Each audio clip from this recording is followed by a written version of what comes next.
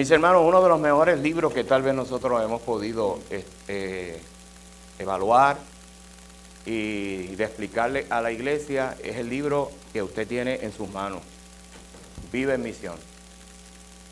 Es un libro que nos confronta con la realidad del Evangelio. Es un libro que constantemente, cada vez que usted va a cada una de las páginas de ese libro, y si usted se va a las preguntas y se hace a sí mismo las preguntas y trata de contestarlas, mis hermanos, verdaderamente usted tiene que darle gracias a Dios porque la palabra, que es el fundamento, está inmersa en ese libro, ¿verdad? Y constantemente el autor nos está recordando la historia de Jesús y el ministerio de Jesús y nos está recordando el Evangelio. Hoy el tema que tenemos es invita. Es un tema que nos confronta, como todos los demás, pero yo lo voy a llevar hoy al área práctica, ¿verdad? Ya en las postrimerías, de cómo nosotros vamos a invitar y cómo nos tenemos que preparar para invitar. Y si usted se ha dado cuenta en los últimos capítulos, el autor ha utilizado una historia de la Biblia que a mí siempre me ha impactado, que es la historia de Zaqueo. Ahora, yo quiero que vayamos a los versículos bíblicos, a Lucas 19, versículos del 1 al 10, y yo quiero que vayamos con calma leyendo cada uno de esos 10 versículos. Y yo voy a hacer unas preguntas a ver si usted puede identificar por qué posiblemente el autor ha utilizado esta historia ya en varios capítulos. O sea, Lucas 19, para los que no ven muy bien, Lucas 19 de allá, 1:10. Y vamos a la historia de Zaqueo. Habiendo entrado Jesús en Jericó, iba pasando por la ciudad. Y sucedió que un varón llamado Zaqueo, que era jefe de los publicanos y rico, procuraba ver quién era Jesús. Ese es el primer detalle que quiero que observen. Procuraba ver quién era Jesús, posiblemente por curiosidad, posiblemente que era como los puertorriqueños averiguados, posiblemente que habían contado tantas cosas y él dijo, no, yo no le voy a creer a nadie hasta que yo lo vea. ¿Ok? Y sigue diciendo, pero no podía a causa de la multitud. ¿Por qué? Porque era pequeño de estatura. Vayan observando porque las preguntas todavía no han venido. Cuarto, y corriendo delante de quién? De las multitudes. Subió a un árbol sicómoro para verle, para ver a Jesús, porque había de pasar por allí. Yo le pregunto, ¿quién le dijo a Zaqueo que Jesús iba a pasar necesariamente por allí? Vayan haciéndose la pregunta. Cuando Jesús llegó a aquel lugar, mirando hacia arriba, ¿y por qué Jesús tenía que mirar hacia arriba? Yo no sé si usted es curioso, porque ellos somos puertorriqueños. Le vio y le dijo, Zaqueo, date prisa, desciende, porque hoy es necesario que pose yo en tu casa. Yo le pregunto, ustedes que han leído la palabra del Señor, ¿qué otra ocasión usted me puede decir a mí que Jesús? Bueno, la primera pregunta, ¿quién invitó a quién? Jesús invitó a quién? Al dueño de la casa. Dígame, ¿en qué otro lugar de la Biblia usted recuerda que Jesús se invitara a sí mismo a entrar a un hogar? Ahorita vamos a tener respuesta a eso. Entonces, Zaqueo, versículo 6, descendió a prisa y le recibió, ¿cómo? Gozoso. Al ver esto, todos murmuraban. ¿Usted cree que a Zaqueo le preocupaba que ellos murmuraran? ¿O Zaqueo había vivido toda la vida con la murmuración del pueblo? ¿Ok? ¿Recuerdan que era publicano, que era el jefe? Exactamente, era el jefe de los publicanos.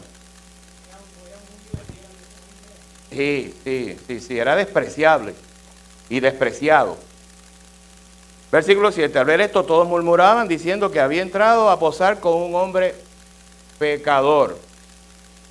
No tan solo tenían quemado a Zaqueo, sino que ahora lo nuevo era Jesús. Esto es como muchas veces nosotros decimos, si hace las cosas bien, para algunos siempre va a ser mal. Y si hace las cosas mal, para otros siempre bien, a lo mejor lo ven bueno. ¿Por qué? Porque nosotros nunca estamos conformes, nunca estamos satisfechos. ¿Ok? Esa es la queja constante de los políticos. Octavo, entonces Zaqueo, puesto en pie, dijo al Señor, he aquí, Señor, la mitad de mis bienes doy a los pobres. Y si en alguno he defraudado, ¿verdad? Si he defraudado a alguno, se lo devuelvo, ¿cuánto? 4 veces. Había defraudado.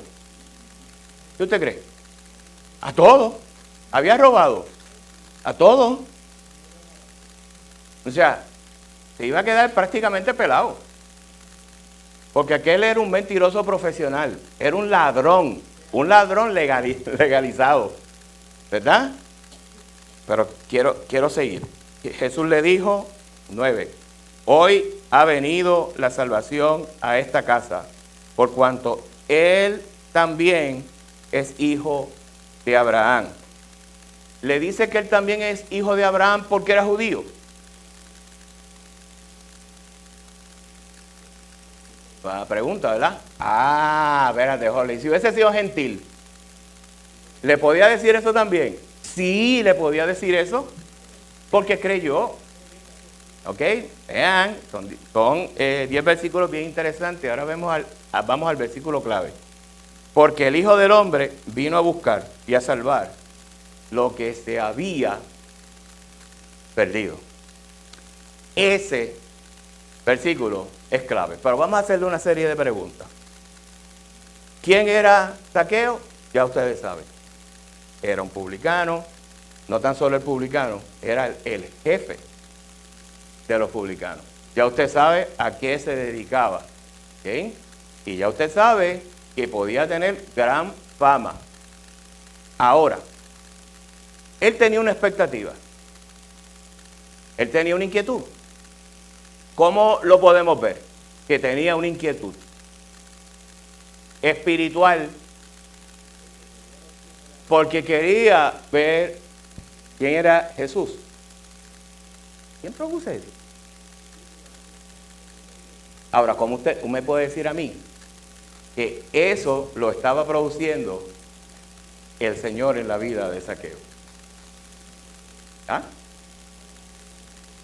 Porque la palabra dice que no hay quien le busque al Señor si Él mismo no lo trae. Y si Él mismo no se revela, ¿quién lo va a revelar? Porque Él mismo es el que se revela. O sea, por lo tanto, observen, Zaqueo se subió al árbol porque quería ver a Jesús. Yo quiero que ustedes vean esto con claridad, porque aquí ya se ha dicho que el que va preparando los corazones, ¿quién es? El Señor. ¿Y qué hacemos usted y yo? Unirnos a lo que Dios ya está haciendo en esa persona. Si nosotros nos ponemos a ver la parte externa de esa persona, y usted dice, ¿qué voy a perder yo mi tiempo con esa persona? Yo tengo un nieto que es bien curioso. Y en una ocasión, Sonia le estaba hablando de evangelizar y de presentar el evangelio. Entonces, es pequeño, tenía en ese momento como algunos 4 años, como 4 o 5 años. Y ya estaba empezando a ir a la escuelita. Y entonces cuando Sonia le dice, Tony, tienes que llevar el evangelio a todas las personas. ¿Qué fue lo que te dijo, Sonia? Que a todos menos a los cafres. O sea, para que usted vea, Sonia se tuvo que sentar con él, a explicarle y llevarlo a la palabra, llevarlo a Juan 3:16 y a su corta edad para que él entendiera. Pero era que él ya había tenido unas experiencias con unos niñitos en el salón. ¿Se dan cuenta cómo uno ata la cosa con la otra? Pero yo quiero que ustedes vean lo siguiente. Si usted ve una persona que está en la calle, que está todo alcoholizado, o que está en adicción, o usted lo ve pidiendo en las calles, ¿qué hacemos con esa persona? ¿Qué hacemos los seres humanos cuando vemos un cuadro como este? ¿Hacemos un qué? Un prejuicio. Y a veces, la mayoría de las veces, es negativo. Y entonces posiblemente el Señor está orando en la vida de esa persona y lo que necesita es una persona con amor, con gracia, que lleve el Evangelio. ¿Por qué? Porque esa persona puede ser que esté en soledad. Está viviendo una vida rechazada, abandonada. No se siente útil, no se siente productivo para la sociedad. ¿Puede Cristo transformar un corazón así? Se especializa en eso.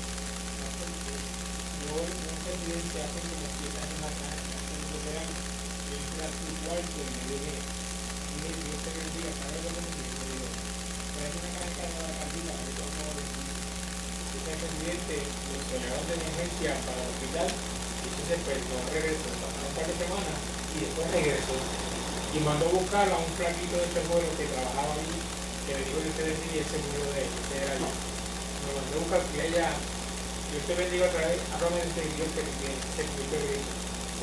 Amén. Aquí hay varios ejemplos en ese capítulo. Nos habla de el ejemplo de cómo Jesús es la misión. Si alguien le pregunta, ¿cuál es tu misión? Pues mi misión es presentar a Jesucristo como Salvador y Señor. ¿Qué hizo Zaqueo?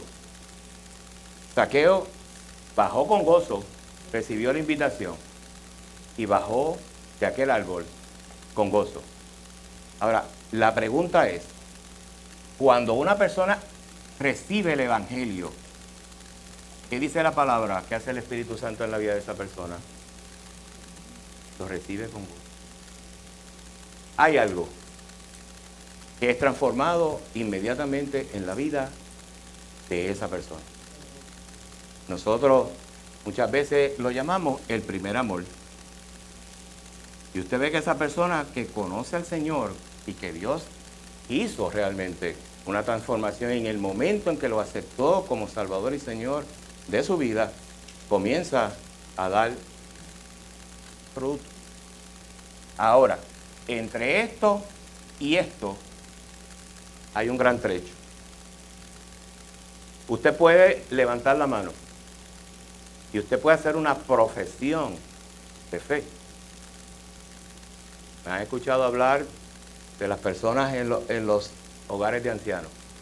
Usted levanta la mano. Y posiblemente esa persona, como Zaqueo, inmediatamente comienza a dar algún fruto.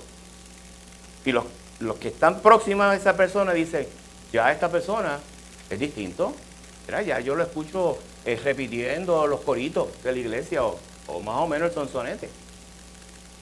Pero cuando yo sé que realmente esa persona da fruto, ¿qué dice Gálatas? Capítulo 5. ¿Cuándo comienza esa persona a dar fruto? Y cuando lo comenzamos a ver,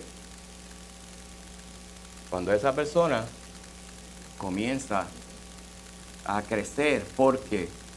Porque esa persona se le predicó la palabra, se le presentó el plan de salvación y entiende el plan de salvación. Ahora, hay algo que yo he encontrado muchas veces,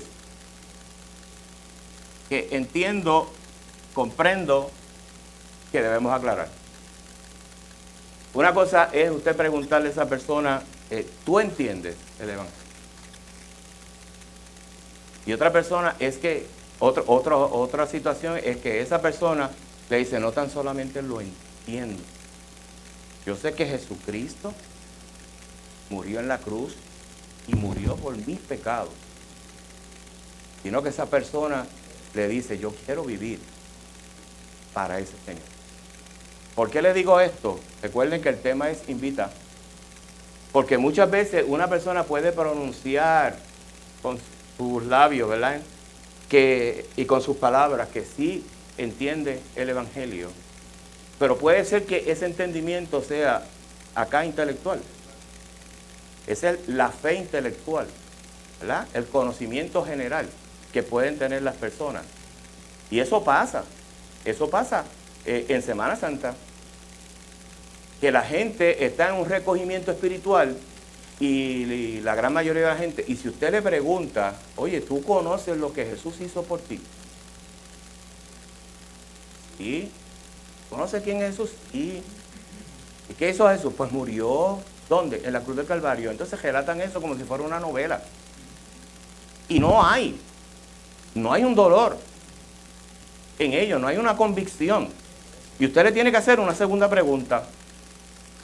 ¿Y por qué murió Jesús? Porque el quedarme en la primera pregunta, todo el mundo te va a decir, sí, yo sé lo que pasó. Y le dice que pasó en Semana Santa. Y que pasó en esta época. Y le puede dar detalles. Porque es lo que ha estado escuchando, es lo que ha estado viendo en películas y en documentales, que cuidado con los documentales, que me puse a ver uno estos días y encontré rapidito unas cositas que no filtraban la palabra. Pero ve todo eso. Entonces usted lo tiene que confrontar. Porque le pregunto, el modelo era Jesús y Jesús confrontaba. Sí, mucho, todo el tiempo. ¿Qué le dijo a Zaqueo aquí? Le dijo a Zaqueo, baja, porque me es necesario morar en tu casa. Y cuando Zaqueo escuchó eso, todas las defensas que podía tener Zaqueo en ese momento, dijo, ¿cómo es posible que este rabí, que este maestro, que viene acompañado con tantas multitudes, que hay tantos líderes religiosos, fariseos, saduceos, escribas, con los cuales él puede ir a cenar, él me dice que quiere ir a mi casa? ¿Ustedes no se dan cuenta que Jesús entró a Jericó para tener el encuentro directo con Zaqueo? Y que aquello era una cita divina con Zaqueo. Y que Jesús en ese momento realmente su gran interés no era aquella multitud, era Zaqueo. Necesitamos los seres humanos que estamos aquí en soledad, que alguien se interese por nosotros y nosotros ver el interés genuino de esa persona. Yo no puedo invitar a nadie a mi casa el cual a mí no me interese, con el cual quiero compartir. Yo tengo que mostrar interés en esa persona, tengo que invertirme en esa persona para luego hacer una invitación. Y mi hermano, una de las cosas que usted aprendió en este capítulo es que si invitamos a las personas a la iglesia, un % bien alto de probabilidades es que esa persona no venga a la iglesia.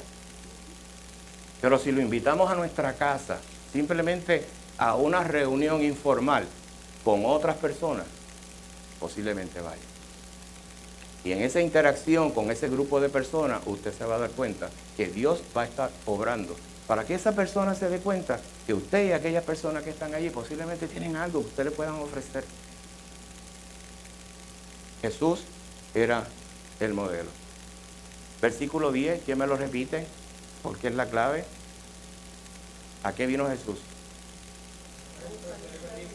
Porque Él vino a buscar y a salvar lo que había perdido. Esas dos palabras, Él vino a buscar y vino a salvar. Salvar. Y mire lo interesante, lo que se había perdido. Oiga, si usted le dice esto a un inconverso y le cita ese versículo, esa persona posiblemente, lo que pasó en el hogar de veteranos, que el hermano Pablo decía hace un momentito, posiblemente esa persona le preguntó, ¿y cuándo yo me perdí? ¿Y por qué tú me dices que él me vino a buscar a mí? Yo no estaba perdido. Un corazón muerto, un corazón de piedra. Por eso es que presentar el evangelio con corrección es sumamente importante. Y eso lo vamos a ver ya mismo en la última parte. Yo quiero que vayamos un momentito a Efesios 2, del 11 al 22, a ver si esto pues nos puede llevar a nosotros a que seamos más intencionales. Efesios capítulo 2, del 11 al 22, y quiero leerlo completo para que podamos ir a una explicación ligera. Por tanto, Pablo a la iglesia de Éfeso, acordado de que en otro tiempo vosotros los gentiles, en cuanto a la carne, erais llamados incircuncisión, por la llamada circuncisión hecha con la mano en la carne. Estaba hablando de que los gentiles eran despreciados por ¿quiénes? Por los judíos. ¿Ok? Estaba hablando de que no eran pueblo de Dios.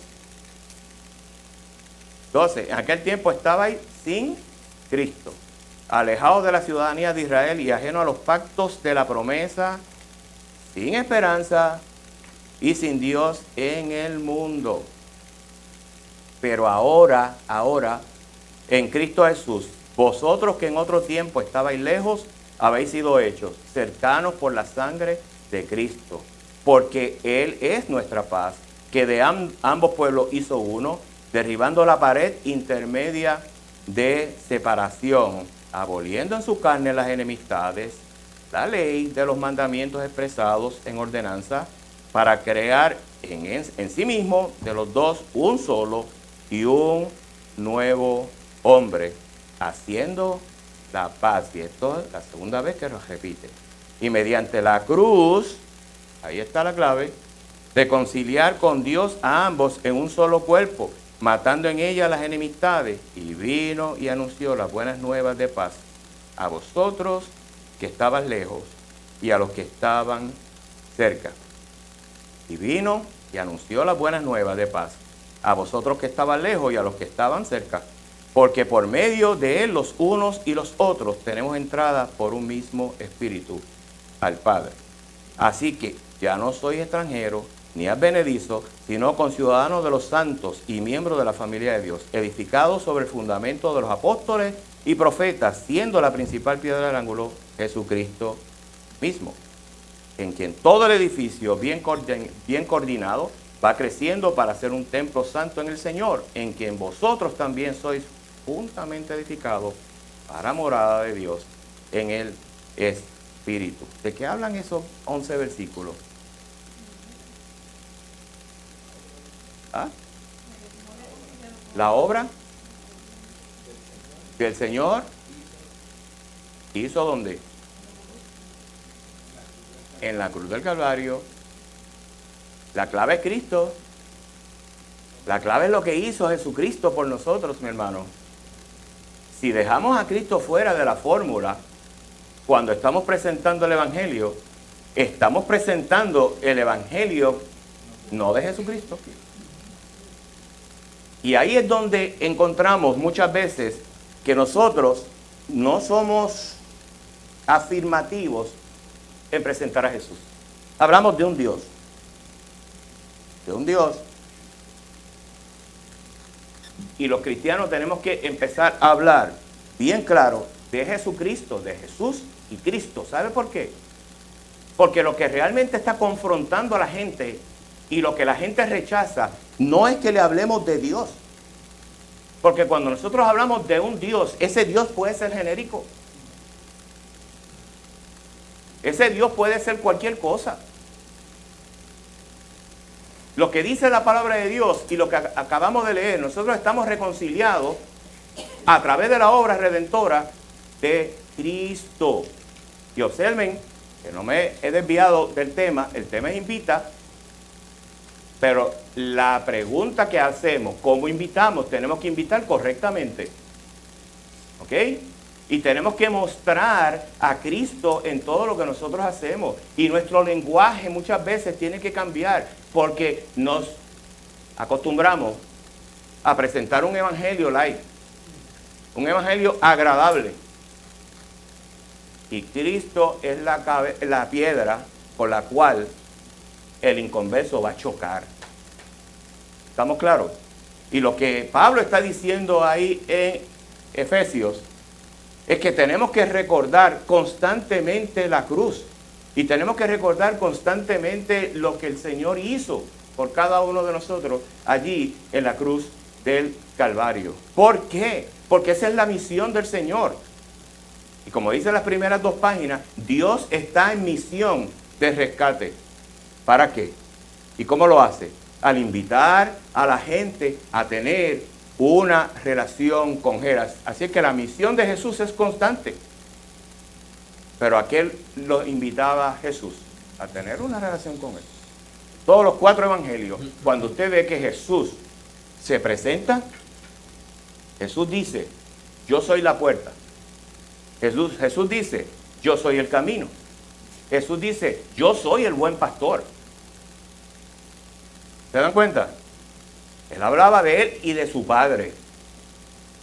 Pero Él se presentaba, ¿verdad? Como esa segunda persona de la Trinidad que iba a traer salvación al mundo. Y si ustedes recuerdan, cuando Jesús es presentado ante Pilato, Pilato le hace una pregunta.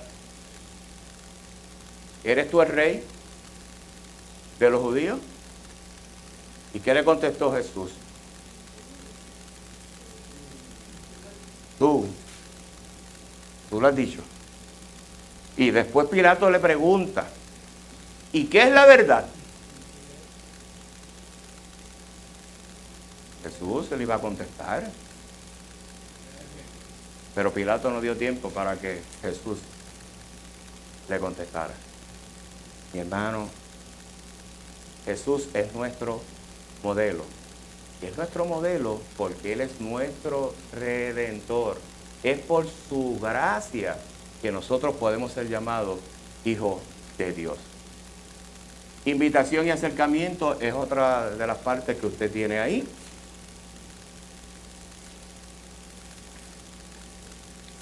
En la página 141 tenemos el ejemplo de Pablo y Juanita en una comunidad hispana. Ese ejemplo él lo viene desarrollando en los capítulos anteriores. ¿Cuántos recuerdan lo que hizo ese matrimonio para acercarse a una comunidad y ganar para Cristo una comunidad? ¿Cuántos recuerdan cuál es la comunidad? ¿Quiénes eran?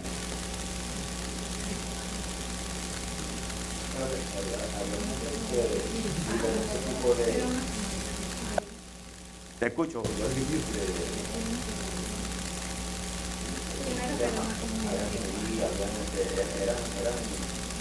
Eran de diferentes tipos de ideología, de tecnología. Era lo que dice Pablo, eran diversos. Sí, nacionalidades. Ok. Era un reto para ellos. Este matrimonio quería ministrarle a una comunidad hispana. ¿Cómo comenzaron a mostrar que realmente Dios los estaba llamando a ministrarle a esa comunidad hispana? ¿Y cómo podemos ver el corazón de ellos? De que tenían realmente pasión por los hispanos. ¿Qué hicieron ellos? Se mudaron a la comunidad de hispanos. Se fueron a vivir con ellos. Pero antes de eso, ellos comenzaron a aprender español. ¿Usted no cree que ya empezamos a ver intencionalidad de la persona? ¿Quién pone la pasión por esa comunidad? El Señor. ¿Quién se hace dispuesto como Isaías? Aquí estamos, ese matrimonio. Comenzaron a coger clases de español. Después dejan la casa donde ellos vivían, la iglesia donde vivían, y vienen y se mueven a una comunidad hispana. Ahora, la gran invitación y el gran reto que tenían ellos, ¿cómo lo vamos a hacer? No hay una iglesia hispana, no hay una iglesia cerca, entonces ¿cómo yo voy a presentar el evangelio? Abrieron su casa, empezaron a invitarlo. Oiga, mire, ¿usted ha escuchado el término zona de confort?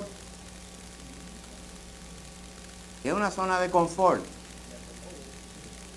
Es un área donde yo me siento cómodo, donde yo me siento protegido, donde no me siento retado por nadie. ¿El hogar es eso? Te pregunto. ¿El hogar se constituye en una zona de confort para nosotros? Sí. Por excelencia. Entonces, ¿qué hicieron ellos? Ese hogar es del Señor. Por lo tanto, yo tengo que romper un poquito mi zona de confort y dejar que esas personas entren a mi hogar. ¿Y por qué eso es importante? ¿Y por qué eso es importante? No, ellos no le dijeron, vente a la iglesia. No había iglesia. Ellos no le dijeron, mira, vamos a hacer algo que no está mal. Nos vamos a reunir en tal lugar público.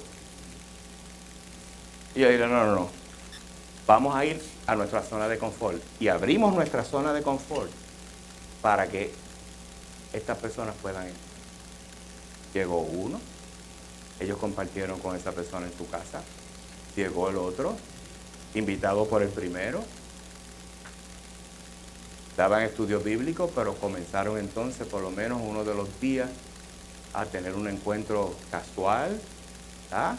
En la casa, etcétera, etcétera. Cafecito, un jueguito de mesa.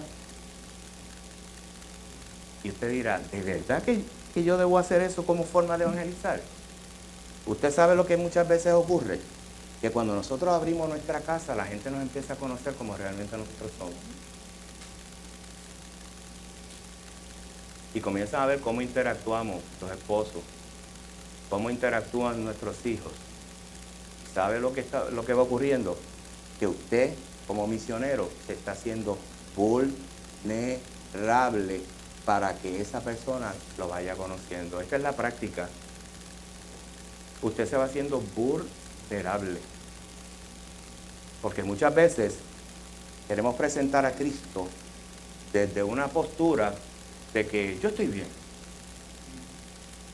O sea, ese evangelio color de rosa. Yo estoy bien. Yo no estoy pasando por ninguna situación. No. Usted tiene que entender que las personas de afuera son más hábiles que eso. Y quieren ver en nosotros que somos genuinos. Esa fue la intención de Zaqueo cuando dijo, si yo he defraudado a alguien, yo le voy a recompensar eso 4 veces. Que había defraudado, seguro que había defraudado, el Señor lo sabía.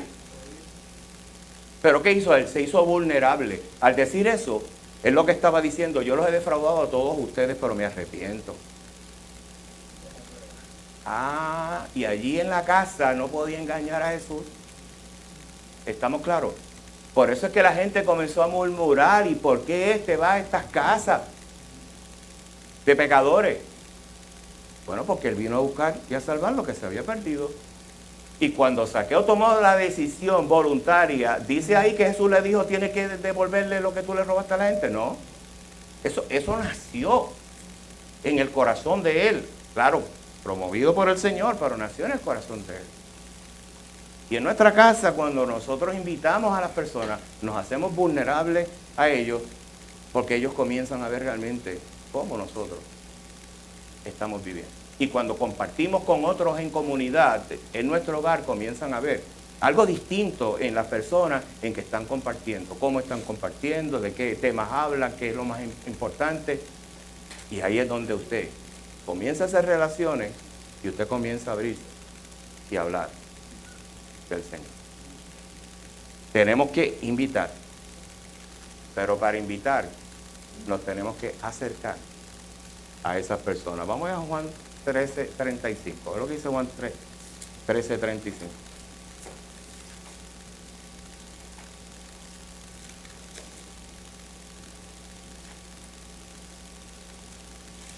En esto conocerán ¿qué? Todos. Que sois mis discípulos. ¿En qué? En que nos amemos los unos a los otros. ¿Ok? Y cuando nosotros volvemos para atarle una cosa con la otra, cuando hacemos esto, cuando abrimos nuestro hogar, que es nuestra zona de confort, que es nuestra zona de seguridad, y comenzamos a compartir con las personas, lo hacemos con respeto, lo hacemos en amor, ¿verdad? Comenzamos a compartir unas cosas comunes que nosotros tenemos, nos abrimos, nos hacemos vulnerables, vamos ganando la confianza de esa persona, y ahí entonces comenzamos a presentar el Evangelio. ¿Ok? Si no presentamos el Evangelio, lo que se convierte en las reuniones es en una reunión de compañerismo, de compartir, de pasarla bien, y eso es un club social. Y nuestra misión no es eso. ¿Ok? Así es que recuerden siempre Juan 13:35. El Sermón del Monte. ¿Por qué el Sermón del Monte es importante? El autor lo trae y nos habla de una persona, ¿verdad? Que muchas veces se invierte en otro, pero es una persona. Eso usted lo encuentra en la página 143. Y el título que le pone el autor es Un hombre sobre un monte versus una ciudad sobre un monte. Interesante. Pero antes de ir a eso, ¿qué representa el Sermón del Monte en la Biblia? ¿Ah? La bienaventuranza, se le llama también el Sermón de la Bienaventuranza. Pero ¿qué representa para el cristiano el Sermón del Monte? Y lo que se enseñó en el capítulo 5, capítulo 6 y el capítulo 7. Yo tengo algo para ti. La conducta del cristiano. Ok. Iba a decir algo. Sí, Sonia. Es que esta oración, bueno, a mí me gustó mucho en una predicación de Otto, y yo la copié porque a mí me impactó y me gustó y la hice parte mía. Y él dice que el Sermón del Monte es el lanzamiento o la plataforma del ministerio de Jesucristo, y es el pensamiento ético-teológico de Jesucristo. Es un resumen del Evangelio, y en ese Sermón del Monte está la ética del reino de Dios. Es la nueva manera de vivir, como nosotros como cristianos es nuestra manera de vivir. Y esto es lo que nos presenta el Sermón del Monte. Es como la plataforma del ministerio de Jesús. Y si es la plataforma del ministerio de Jesús, ¿qué representa para los discípulos? Si es la plataforma ética del ministerio de Jesús, ¿qué debe representar para nosotros como discípulos? El modelo, el ejemplo que nosotros vamos a seguir. Oye, es vivido, no es vivido. Ah, no, seguro. Eso tiene que ser vivido. Ahora, el Sermón del Monte, ¿por qué lo estamos utilizando en esta parte del libro y en este tema en particular? ¿Qué es eso de, en el libro, de un hombre sobre un monte versus una ciudad sobre un monte?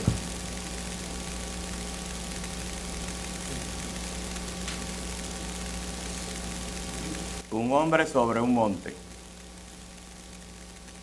Tengo que ir ligero porque ya el tiempo me está traicionando. Hombre sobre un monte. ¿Por qué está utilizando esa metáfora? ¿A qué se refiere cuando está utilizando esa metáfora de un hombre sobre un monte?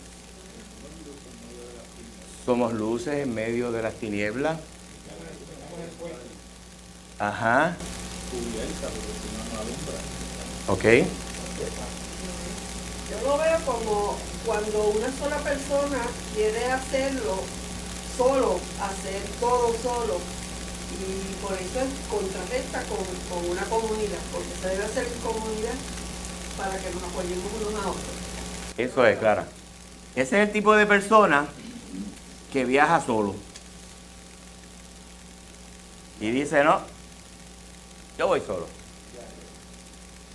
Viajero, ¿podrá ser efectivo? Y que a una sola persona que presente el Evangelio puede ser efectivo. Ahora, la pregunta es, ¿por qué es más efectivo que ese hombre pertenezca a una comunidad? Lo primero que usted tiene que entender, hermano, que uno solo no se llama. Primero, que el que llama es el Señor. La Biblia dice con toda claridad que los dones, ¿quién es el que los da? El Señor. ¿Y para qué los da? Para su gloria. Y para edificar a su iglesia. Y que nos edifiquemos los unos a los otros. Por lo tanto, usted va, y algo interesante que se ha aprendido en esta iglesia, es que el que envía a una persona al campo misionero, no es que la persona va porque quiere ir sola, es porque lo envía una iglesia. Y si lo envía una iglesia, esa iglesia tiene que respaldar a esa persona de muchas maneras. Porque es el apoyo en todo, porque esa persona, ese hombre, puede ser que llegue un momento en que se sienta solo. Por lo tanto, necesita una comunidad que lo apoye. Por eso es que cuando Jesucristo hace en su mensaje y su enseñanza, es que la luz no se pone debajo de un árbol, ¿verdad? Y como una ciudad está sentada sobre los montes, una ciudad compuesta de mucha gente que todo el mundo ve. Porque ¿cómo yo puedo cumplir con el mandamiento que vimos ahorita, que nos amemos los unos a los otros, si yo estoy solo? Entonces, ¿cómo puedo amar a otros cuando yo no he experimentado esa experiencia de amar a otra persona y que otros me amen a mí también? Por eso yo le dije ahorita que la familia, la casa, abrir el hogar, es un buen testimonio de que estamos viviendo en una comunidad. Y extendemos nuestra comunidad, nuestro hogar, ¿a quién? A todos los que quieran venir. Abrimos nuestra casa. ¿Ok? Así es que, bien importante, el Sermón del Monte es el modelo que el Señor ha establecido para que nosotros podamos ejercer nuestra misión sobre la faz de la tierra. Ahí se contesta cómo orar, ahí se contesta cómo ayunar, ahí usted va a encontrar todas las respuestas que más adelante la vamos a ver bien explicada, ¿verdad? En los evangelios y en las cartas de Pablo. Pero ese es el modelo que nosotros debemos seguir. Mi hermano, vamos a ir un momentito a la práctica. Y si yo tuviera tiempo, cogería 2 personas voluntarias que me digan a mí cómo presentan el evangelio. Usted ha escuchado buenas noticias, usted me puede hablar de 4 palabras, pero ¿cómo usted presenta el evangelio? Porque aquí es donde está uno de los mayores tranques que tenemos como cristianos. ¿Cómo presento el evangelio? Y la última pregunta, que solo, ¿y si me rechazan?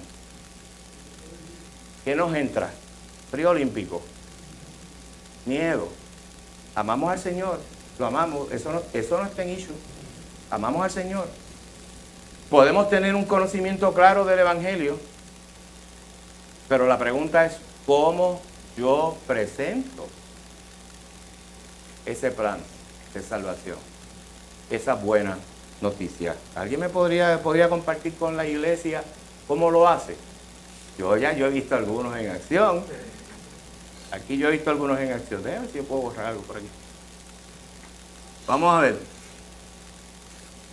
Le voy a comunicar una experiencia de esta semana. Fui a una oficina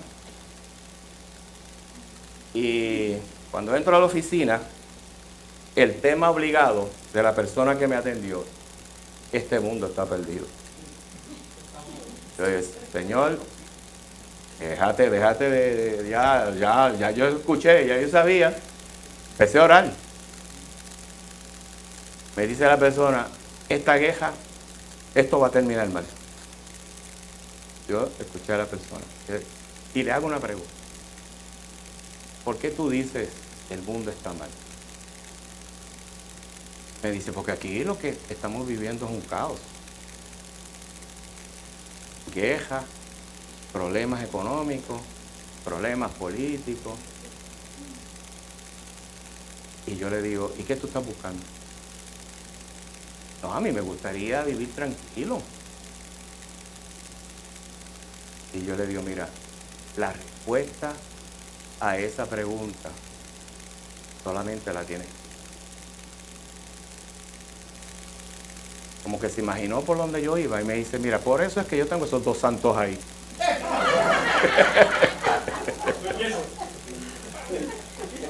Y envuelto en una rama de palma. Yo dije, lo miré. Yo dije, como yo tengo que venir próximamente, le voy a dejar la rama puesta ahí. Pero volví y le repetí, la respuesta la tiene Jesucristo. Sabes que aquella persona que tiene a Jesucristo, que ha creído en Jesucristo, que ha reconocido que es pecador, que se ha arrepentido de sus pecados, tiene esperanza. Y lo que el mundo necesita es esperanza, y la esperanza está ahí. Me volvió a repetir. Por eso es que, mira, yo antes no le oraba a estos santos, y ahora le estoy orando todos los días. Está bien. ¿Qué le estoy diciendo? Que la gente en Semana Santa se pone bien religioso Semana Santa y los santos. y bien sensible. ¿Qué yo tengo que hacer con esa persona? Seguir orando por esa persona. Señor, sálvalo pronto, porque yo no sé lo que va a ocurrir. No quiero que me pase como a Moody, que le predicó a una iglesia y le dijo, la próxima, ustedes escucharon a Pastor Hill, y eso es correcto, así fue que ocurrió. El próximo domingo entonces yo le voy a explicar y la única alternativa. Y hubo el gran fuego que acabó por la ciudad de Chicago, y muchos de los que estaban allí murieron. Y él lo dice después como testimonio, para vergüenza de él. Debía haber predicado el mensaje completo. ¿Ok? Así es que, mi hermano, vamos a la práctica. ¿Quién me da un ejemplo rapidito de cómo lo hace? Pablo, ¿cómo lo hace? Le tengo una pregunta que yo le pregunto, ¿quién es Cristo para ti? Me dicen un montón de cosas, pero no me dicen lo más importante. Solamente dos me han dicho, ¿para qué eres mi Salvador? Y cuando hacen eso, entonces, de hecho, pastor, con todo lo que hago, para ver a Dios, terminan llorando y cantando. Yo entiendo, 90, 80 años mayores que uno, y con todo el respeto que usted se merece, bueno, no sabía para lo que espera. Si usted se muere con esa hora, yo no sé dónde voy, y entonces cae en cuenta de que Cristo es su Salvador. Y oramos juntos y compartimos eso con mucho cuidado, porque si te cogen allí, te pueden hacer un informe. pero funciona. ¿Quién es Cristo para ti? Ok. ¿Quién más me puede dar un ejemplo? ¿Cómo lo han hecho los que van a los hogares de envejecientes? Margarita, tú sabes que yo iba por ahí. Milagro.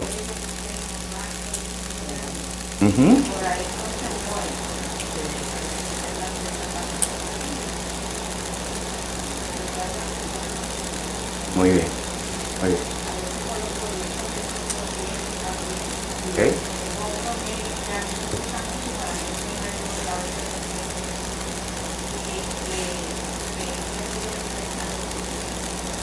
¿De la esperanza?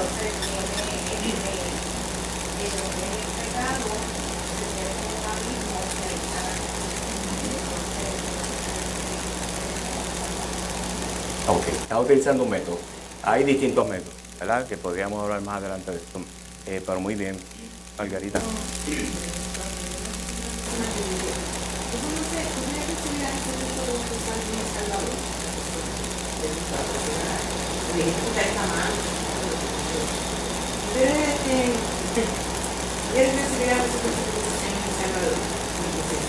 Porque tú vas a visitar la salvación un momentito, que el Señor manda a nosotros. Por cuanto todos somos pecadores, estamos destituidos de la gloria de Dios. Dice Romanos 6:27 que la paga del pecado es muerte, Mira, según está mi salvación, mi otra, pero el Señor nos hizo tanto que nos proveyó una salvación a través de Jesucristo. El Dios no morir por nosotros, que la tiene que ser para nosotros. Esa es la tarea que tiene el Señor para nosotros. Y sigo a ellos, sigo, entonces para el último digo, tú quieres recibir, yo entendí que es, pero el Señor ha hecho por nosotros en la fe. Pues me dice que si tú quieres recibir tu lana, tú quieres recibir al Señor como Salvador. Si me dice que sí, pues yo digo, pues mira, repite conmigo, siempre me digo que no sé qué es pecadora. Que no sea, sí, le digo todo para que. Entonces la llevo a arrepentirse del pecado. Ese me contesta en que pero con el grito de seminaria, claro, pues le voy explicando más por paso. Ok, ustedes tienen lo que se conoce como una clientela cautiva. La tienen ahí, ¿verdad? ¿Y qué tú vas a hacer la segunda vez? Ya le presentaste el plan de salvación, la persona lo entendió, sabe que es pecadora, sabe que tiene que arrepentirse de sus pecados, sabe que solamente es a través de Jesucristo, ¿verdad? Le hablaste de las malas noticias, le hablaste de las buenas noticias, ¿qué tienes que hacer de ahí en adelante con esa persona?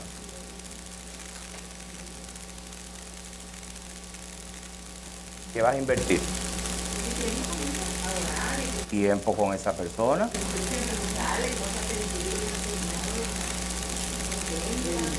Y yo he visto que personas que yo le hago una semana, a la próxima semana, y porque digo, ánimo, porque a mí no hablaba ni nada, pero digo, está no. Ok.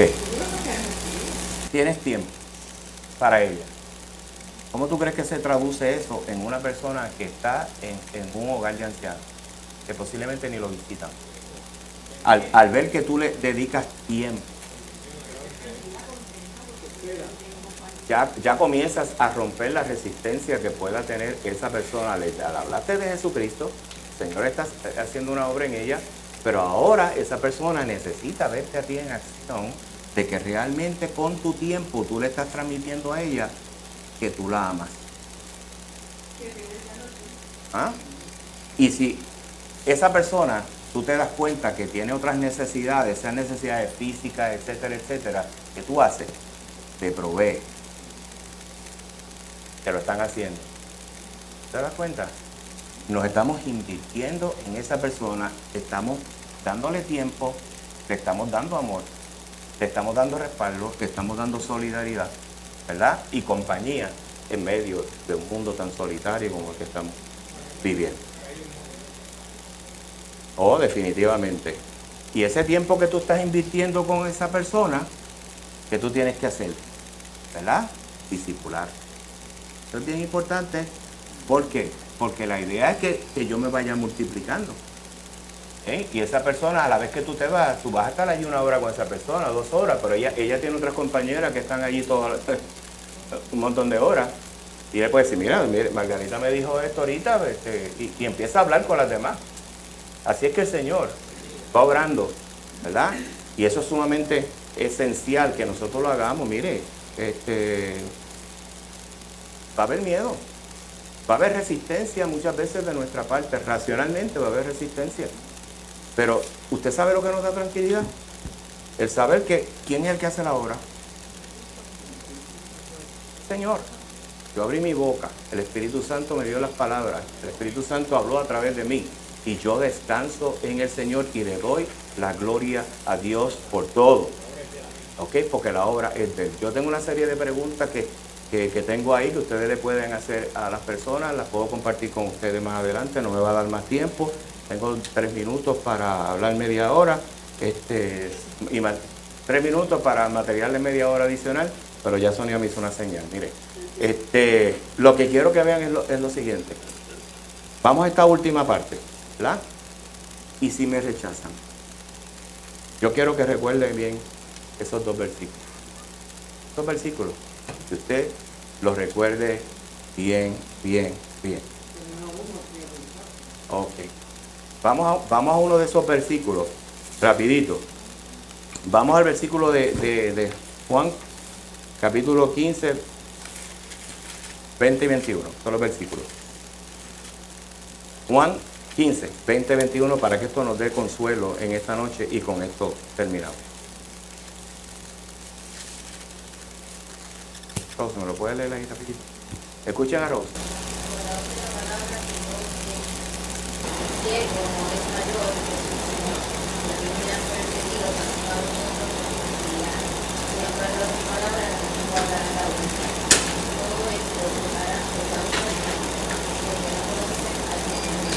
Amén. Amén. Si te rechazan, ahí tienes la respuesta. ¿A quién estás rechazando? Como dijo nuestro hermano Ramón, están rechazando al Señor. ¿Cuál es nuestro modelo? Jesucristo. ¿Qué le hicieron a Jesucristo? Al mundo vino y el mundo, ¿qué pasó? A los suyos vino y a los suyos, ¿qué? No lo recibieron. ¿Pero eso desanimó a Jesús? No. Jesús murió por ellos y cumplió así cabalmente su misión. Y rapidito, ¿qué podemos hacer? 5, ¿verdad?, estímulos contra el rechazo. El primer estímulo que yo quiero compartir con ustedes, esto no está en el libro, el primer estímulo que yo quiero compartir con ustedes, simplemente mencionarlo, es que usted tenga consuelo en la palabra del Señor.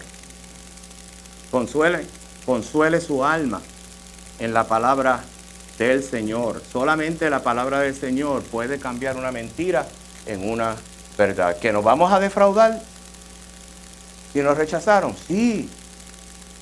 Pero inmediatamente decirle: Señor, en tu nombre yo renuevo mi mente. Ayúdame a renovar mi mente. ¿A través de qué? A través de tu palabra. Por lo tanto, dame consuelo. Siempre piense en eso. Ore antes de salir y regrese con gozo. No importa lo que hayan visto sus ojos o hayan oído, ¿verdad?, sus oídos, porque usted no sabe lo que Dios va a hacer. Muchas veces las personas nos rechazan y usted dando la espalda, el Señor comienza a trabajar su Espíritu Santo en esa persona y a lo mejor 2 o 3 días después usted se entera que esa persona aceptó al Señor. Aunque no haya sido con usted, vino otro grupo y le presentó el plan de salvación y esa persona ya estaba lista. ¿Bien? Así que la gloria siempre es para el Señor. Cuando usted lo rechazan, vaya y busque consuelo en la palabra del Señor. El otro estímulo es el siguiente: cuando lo rechazan, usted tenga compasión de esa persona. ¿Bien? Y usted ora al Señor. Y el Señor, yo oro para que tú, si es tu voluntad, tú hagas la obra en la vida de esa persona. Sienta la pasión de poder enseñarle a un perdido el único camino a la salvación, que es Cristo. Porque usted está teniendo compasión de esa persona. Jesús tuvo compasión de la multitud.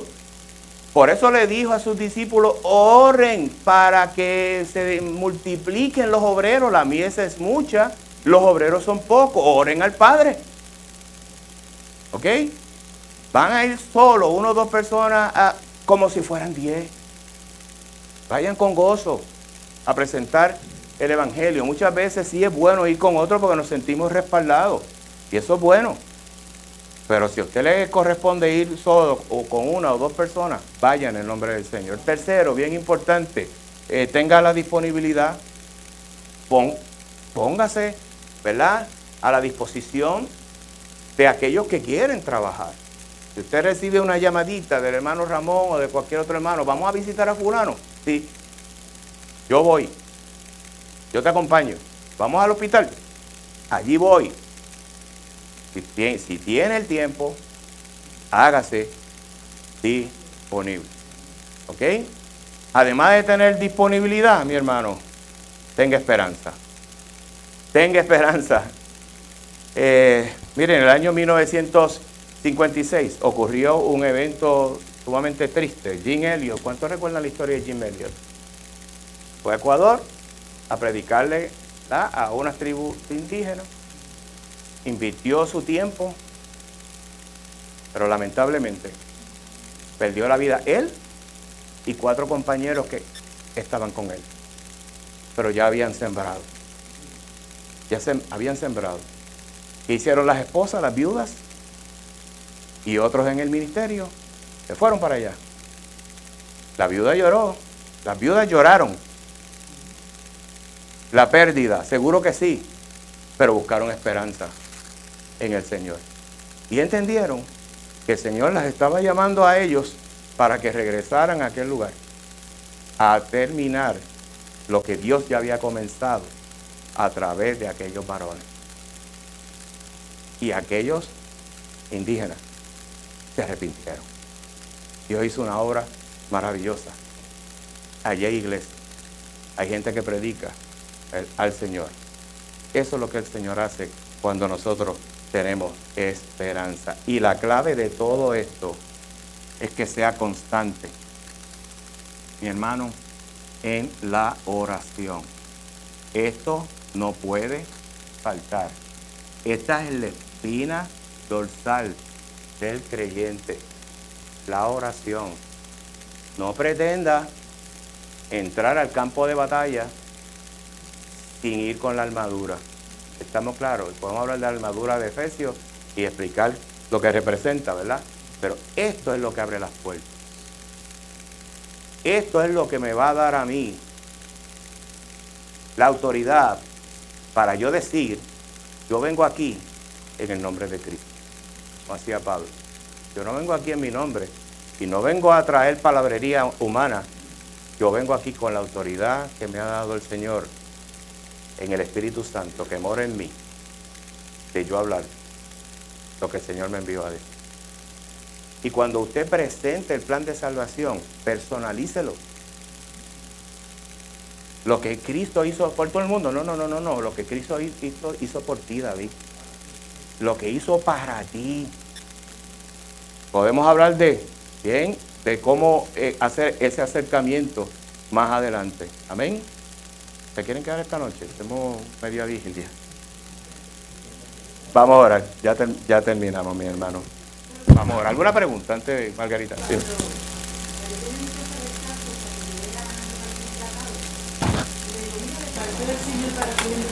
No, gracias. Y yo me quedo, no diga, y bueno, ahora que están en casa. Sí. Porque me da pena, pero si no lo quiero, no puedo. Sí. Un día vamos a hablar sobre los métodos de evangelismo y vamos a ver que el tratado es efectivo, pero recuerden que lo acompañemos presentando siempre el evangelio. Antes, yo sé que lo hacemos muchas veces por la prisa, ¿verdad? Porque si vamos a una oficina de médicos, etcétera, pues es rapidito, vamos a darte el tratado. Pero ¿qué hace mucha gente? Es preferible nosotros sentarnos al lado de la persona y preguntarle. Recuerden siempre el respeto, hay que abrir las puertas correctamente. ¿Tienes tiempo para escuchar? Usted con el tratado en la mano. Y usted se lo explica bien rapidito. 4 pasos. Usted se lo explica. Y lo deja ahí y le dice, este tratado te va a ayudar.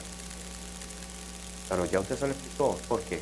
Porque la Biblia dice que la fe viene ¿por qué? Por el oír. ¿Y oír qué? Palabra, no leer. Es oír palabra. De que Dios puede obrar a la persona leyendo solita. Sí, hay muchos testimonios de eso. ¿Verdad? Pero la palabra del Señor dice que la fe viene por el oír.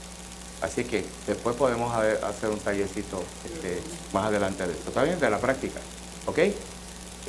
Vamos a orar rapidito y le damos la parte a nuestro hermano Jorge. Señor, gracias por este tiempo. Gracias por la oportunidad que nos concede de compartir con estos amados hermanos, Señor. Primeramente, Señor, tú ministras al que va a enseñar. Nosotros dependemos totalmente de ti, porque venimos de parte tuya y estamos delante de tu presencia y a ti te tenemos que dar cuenta cuando tú nos llames ante tu presencia. Señor, gracias por esta palabra, que la podamos atesorar en nuestros corazones y ayúdanos, Señor, a unir lo que tú estás haciendo, mi Dios, en este mundo. En el bendito nombre de tu amado Espíritu oramos. Amén, amén. Tu hermano Jorge.